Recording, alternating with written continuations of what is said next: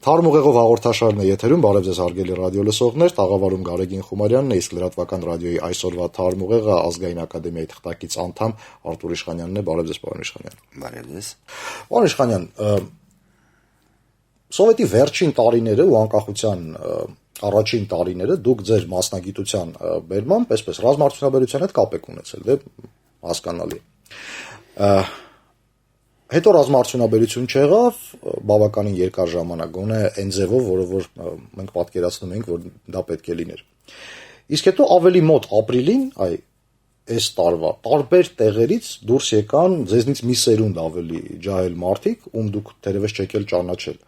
ովքեր եկան մասնավոր ընկերություններից, IT ոլորտից, ու սկսեցին ինչ-որ ռազմակիրառական լուծումներ դնել սեղանի վրա, չգիտեմ, դրոններ, ռոբոտացված համակարգեր եւ այլն եւ այլն։ Որքան հասկանում եմ, գենեոլոգիկ կապ չունեցող ձեր գործընկերների ու ձեր սերնդի հետ։ Այսպիսի հետաքրքիր բան տեղի ունեցավ։ Նախ ինչպես կգնահատեիք ընդհանուր մթնոլորտը այս ռազմաարդյունաբերության վերականգնման անհրաժեշտության վերաբերյալ ստեղծված ինքնաբուխ առաջացող ռազմաարդյունաբերությունը ամեն ինչին ինադու, այսպես տնայնագործական ռազմաարդյունաբերությունը, ասենք այսպես։ Ու աշխարհում այդպիսի բան եղել է, որ գիտական մի շկոլան ընդհատվի, չլինի, իսկ հետո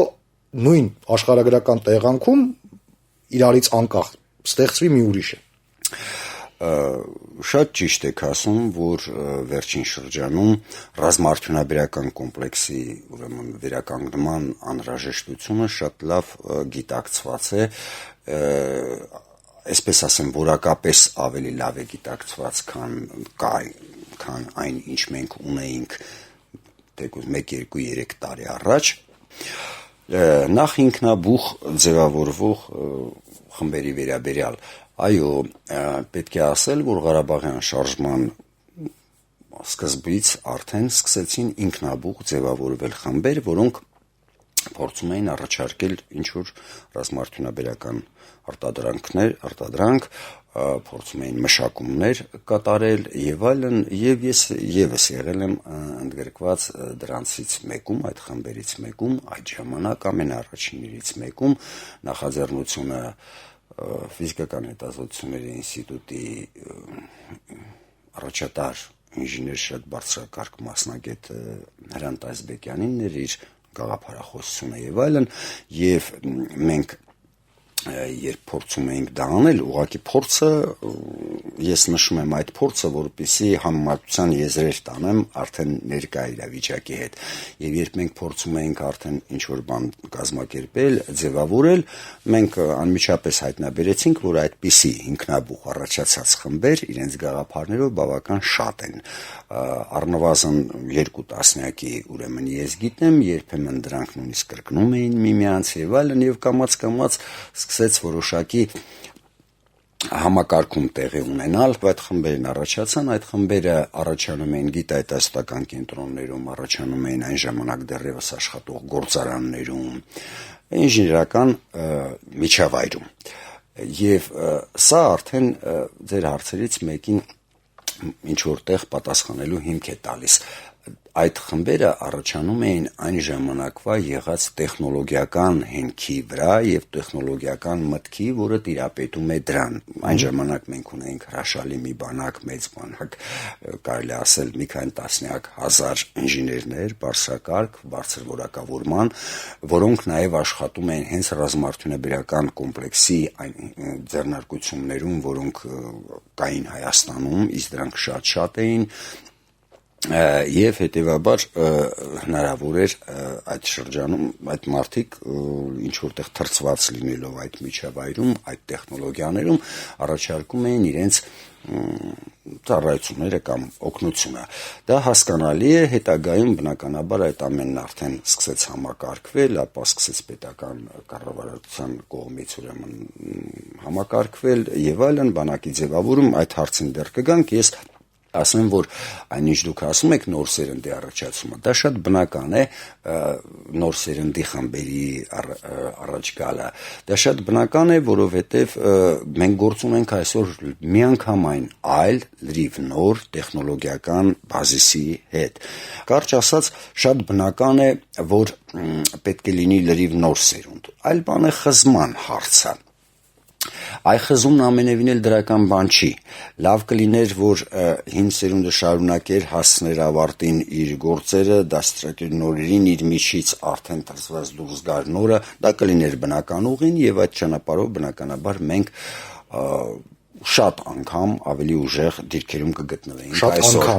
շատ անգամ, ես կարծում եմ 10 անգամ ոչ պակաս ավելի ուժեղ դիրքերում կգտնվեինք։ Ես կարծում եմ, որ շատ լուրջ սխալ է տեղի ունեցել 90-ականների կեսերից սկսած մինչև 90-ականների վերջը, շատ լուրջ սխալ է տեղի ունեցել մեր պետության մոտեցումների ձևավորման մեջ։ Ես այս մասին բազմիցս արտահայտվել եմ հարցազրույցներում եւ հոդվածների հրապարակումների ուրեմն ձևով, ոչ միայն ես նկատի ունեմ մեկը բազմաթիվ արտահայտվողներից, որոնք նշել են այս փաստը, որ դա իրոք լրջագույն սխալ էր, որն էր որոշումը, որը կայացվեց մեր իշխանության կողմից, ղեկավարության կողմից, դա հրաժարվելն էր համարյա ամբողջովին հրաժարվելն էր սեփական մշակումներից եւ ապավինելը օտար երկրի մատակարարումներին։ Ասվում էին այն ժամանակ բերվում էին բազմաթիվ բնականաբար փաստարկներ, բայց ես այդ փաստարկները կարող եմ 1-2-ն ասել, բոլոր դեպքերում համարում եմ ավելի շատ մտածածին, ավելի շատ զուտ ինչ-որ բան ասելու համար։ Ասվում էր, որ ինչ-որ բանի արտադրությունը մեր վրա կարող է ավելի թանկ նստել, քան նրանց վրա եւ այլն, քան գնելը։ Իրականությունը միանգամայն այլ դուրս եկավ, որ գնումների անվան տակ ծախսվեցին շատ անգամ ավելի շատ գումարներ, քան պիտի, ավելի ճիշտ գրպանվեցին, կարելի ասել շատ մեծ քանակությամբ գումարներ, քան անհրաժեշտ կներ։ Հազար անգամ կներեք, էլի ինձ այդ հարցը միշտ հետաքրքրել է։ Այդ ատկատների թեման ռազմարդյունաբերության մասին խոսելիս ինքը միշտ բարձրանում է ու այնքան հաճախ է բարձրանում, որ բոլորը համակերպվել են այն մտքից, որ դա մի բան է, որը բոլոր երկրներում, ասենք Միացյալ Նահանգներում ռազմարդյունաբերական մեծ լոբի կա եւ այլն, այսինքն դա մի բան է, որը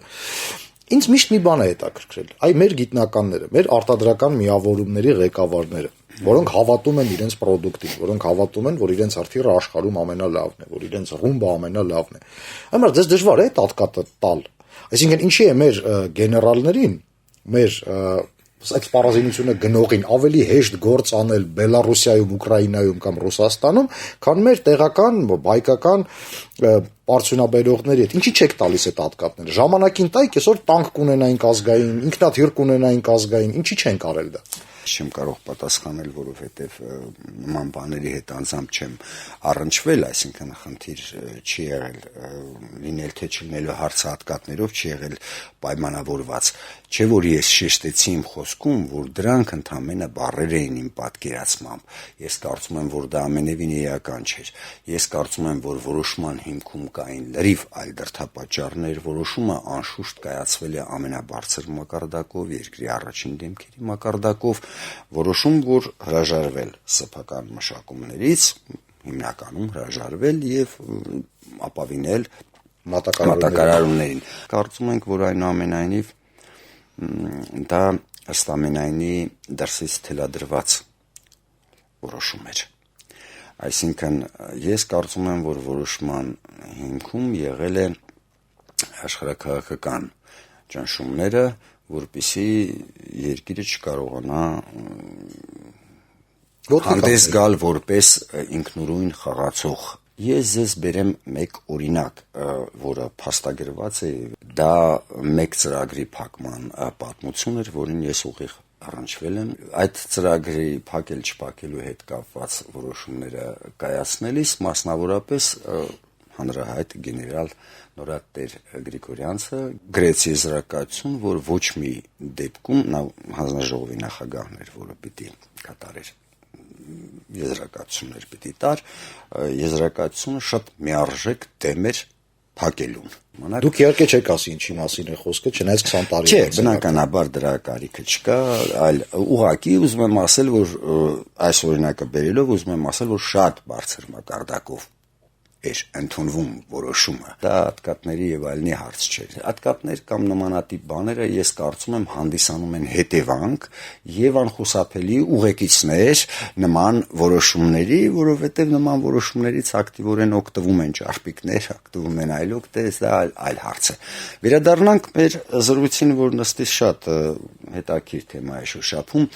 եւ ես պետք է ասեմ, որ վերջին շրջանում մինչեւ ապրիլյան իրադարձությունները դա ուզում եմ շեշտած լինել, դրանից 1-2 տարի առաջ արդեն բավական լսելի էր տարբեր տեղերից, չի ասի բողոքների, բայց առաջարկությունների ուրեմն ձայնը առ այն, որ ռազմաարդյունաբերական համալիրը պետք է վերականգնի եւ մեր ռազմական դոկտրինան պետք է սկսի ապավինել նաեւ այլոց նաև սեփական զինատեսակների սեփական մշակումներին եւ կարող եմ ասել երևի 2-3 տարի առաջ արդեն Պաշտպանության նախկին նախարար Սեյրան Օհանյանը եւս հանդես էր գալիս օգուտ դրան եւ ի վերջո պետք է ուրախությամբ դա ես ուրախալի փաստ եմ համարում 1-2 տարի առաջ արդեն սկսվել էին վերականգնման աշխատանքներին նախապատրաստվելը, ինչ որ անիվը, թափանիվը պտույտներ էր սկսում արդեն կատարել, վերջապես շարժվեց տեղից։ Ցավալին այն է, որ մենք կորցրել ենք մոտ 20 տարի։ 20 տարվա ընթացքում նախորդ սերնդի այն գիտելիքը, որը կարող էր այսօր լինել պիտանի, իսկ այդպիսին կա, ես երբ սկզբում ասում էի, որ այն տեխնոլոգիան ամբողջովին հարաբերական է, իհարկե մեծամասամբ հնացած էր, բայց կային բաներ, որոնք բնականաբար ոչ միայն հնացած չեն, այլ կլինեն շատ արդիական, մասնավորապես հրթիռները, հրթիռային վառելիքը, դրանց մշակումները եւ բուն հրթիռների եւ մարտագլխիկների եւ 3 բաղադրիչ կա մարտագլխիկները։ Դուք վստահ եք, պետական գաղտնիք չեք բացել։ Չէ, բացարձակապես Հայաստանը զբաղվել է հրթիռային վառելիքի մշակումներով։ Այո, եւ բավական հաջողությամբ, ուրեմն պետք է ասել։ Վերադառնալով երիտասարդների եւ ապրիլյան պատերազմը ճիշտ կլինի ասել, որակել, դա լրջագույն ըստ իս փորձություն էր, որը միարժեքորեն ցուցադրեց, որ գոյություն ունեն լուրջ թերացումներ, լուրջ հետ մնալու առնվազն տենդենսներ, ես զգուշ արտահայտվեմ, նույնիսկ թույլ արտահայտվեմ։ Երկրի պաշտպանությունը բոլոր դեպքերում չի սկսվում սահմաններից։ Իրականությունը այն է, որ երկրի պաշտպանությունը կարելի ասել ավարտվում է այդտեղ։ Երկրի պաշտպանությունը սկսվում է երկրի հասարակության ներքին առողջությունից, երկրի քաղաքացու բարձր գիտակցությունից, երկրի իշխանությունների պրոֆեսիոնալիզմից եւ մաքրությունից, երկրի պաշտպանունակությունը սկսվում է շատ հեռավոր մատույցներում, դիվանագիտական մատույցներում, տնտեսական մատույցներում եւ այլն, փոխկապակցված են այդ բոլոր բաները։ Շատ կոնկրետ հարց եմ ուզում տալ, հենց ձեր տրամաբանությունը, որպեսզի ավելի ճիշտ շարունակենք մտքի։ Այն ինչ հիմա դուք եք ասում, ինքը սկսել է շատ ավելի հաճախ ասվել ամենաբարձր պետական ատյաններից, ասենք այսպես։ Պաշտպանության նախարար փոխվեց, վարչապետ փոխվեց, ահագին մարդ փոխվեց երկրում։ Հիմա այդ ձեր ոլորտի վրա, եթե դուք նայեիք հեռուստացույց, եթե դուք չմտնեիք ինտերնետ, ուղղակի դուրս չգայիք լաբորատորիայից, տուն, լաբորատորիա, դուք կզգայիք, որ երկրում ինչ-որ բան փոխվել է։ Գիտեք, ես վերջին շրջանում հենց ձեր մոդելով էլ գործում եմ լաբորատորիատուն ձևով զրոյական ուրեմն շփում արտաքին աշխարհի հետ եւ հետեւաբար կարող եմ ձեր հարցին միանգամից այո ոչով պատասխանել ոչ, ցավոք սրտի ոչ մի բան չի զգացվում։ Գիտության պետական կոմիտեի նախաձեռնությամբ կառավարությունը ընդունել էր 11 թվական ընդունել էր ռազմավարություն գիտության զարգացման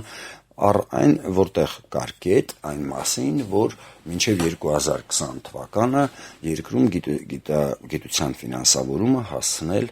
համախառն ներքին արդյունքի 2%-ին մոտավորապես, այսինքն եվրոպական չափանիշներին։ Ասեմ, որ ներկայությամբ դա կազմում է մոտավորապես 0.25%,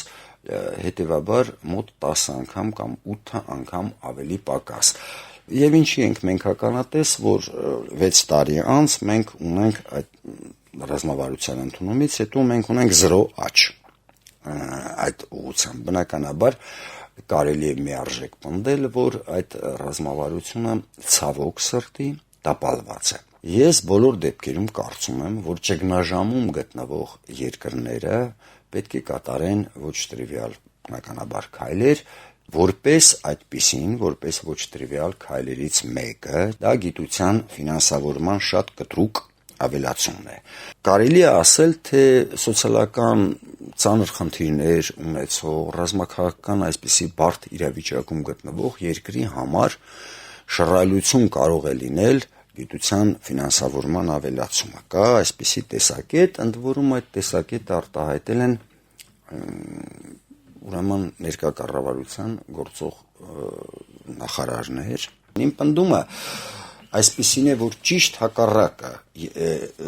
ուրեմն կառավարությունների իրական կամքը, նրանց ձգտումը, ազնիվ ձգտումը լուրջ փոփոխությունների հենց լավագույնս արտահայտվում է հենց ճգնաժամային քրիտիկական իրավիճակներում, այս մասին ես ասացի այն ժամանակ եւ ես շարունակում եմ պնդել դա, երբ բռունցք են դառնում, օրինակները շատ են հենց թեկուզ ստալինյան բռնապետական ռեժիմի վարքը, երբ այն վտանգված էր լրջորեն ֆաշիզմի,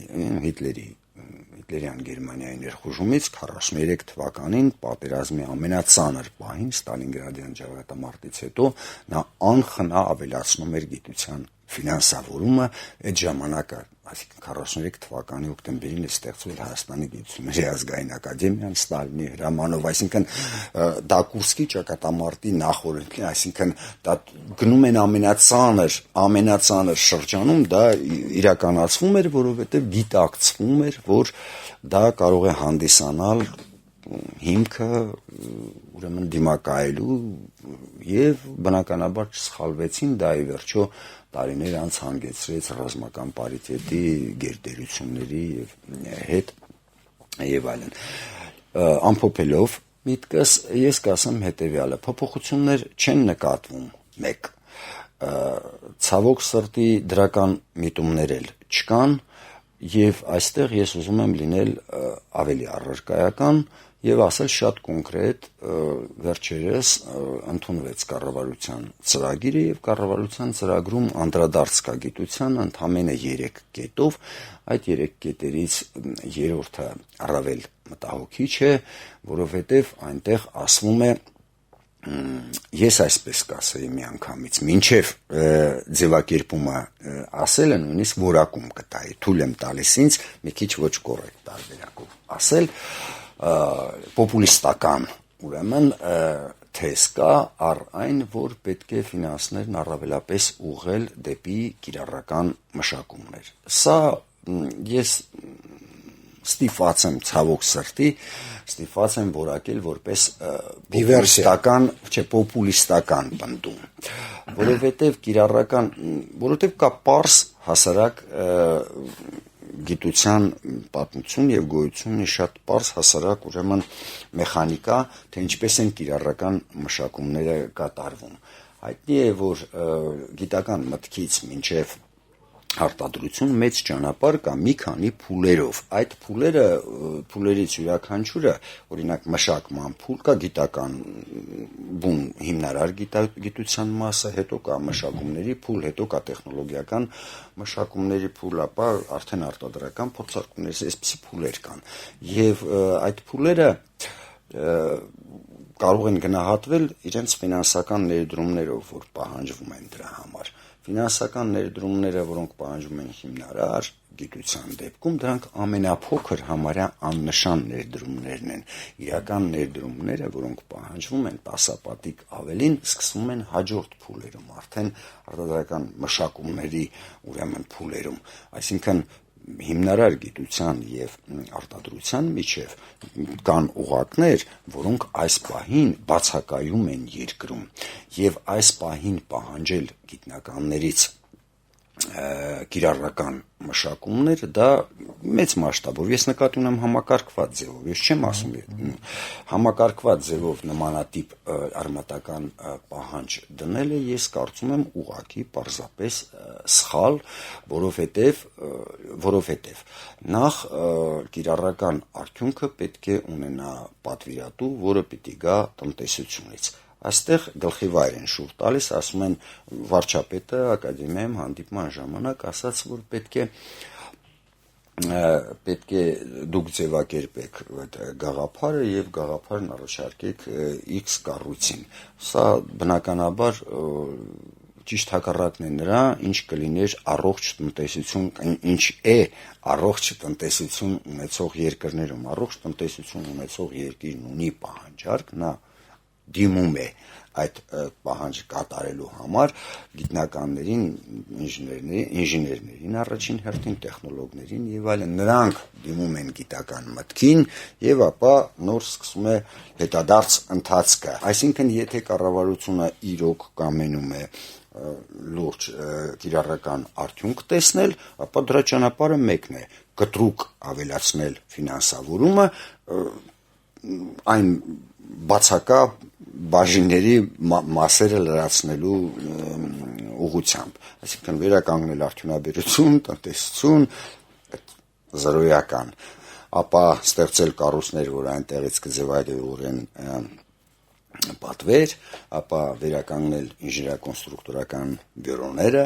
որոնք զբաղված են։ Վերականգնել թե զրոյից ստեղծել, այնուամենայնիվ։ Դե վերականգնել ես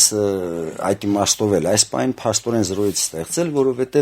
առավել մեծ վնաս հասցված է հենց ինժեներական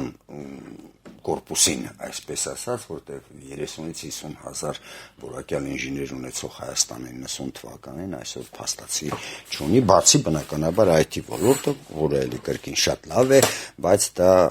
ամենը չի, այլ միայն մասը, դա շատ լավ է, բայց միայն մասը։ Հետևաբար ամփոփելով ասվածը, ես դեռևս չեմ տեսնում ռացիոնալ գործողություններ։ Այսքան է, հարգելի ռադիո լսողներ, դուք լսեցիք Թարմ ուղեղով հաղորդաշարը, մի փոխեք ալիքը, տաղավարում Գարեգին Խումարյանն էր, իսկ լրատվական ռադիոյի այսօրվա Թարմ ուղեղը ակադեմիայի թղթակից անդամ Արտուր Իշխանյանն էր։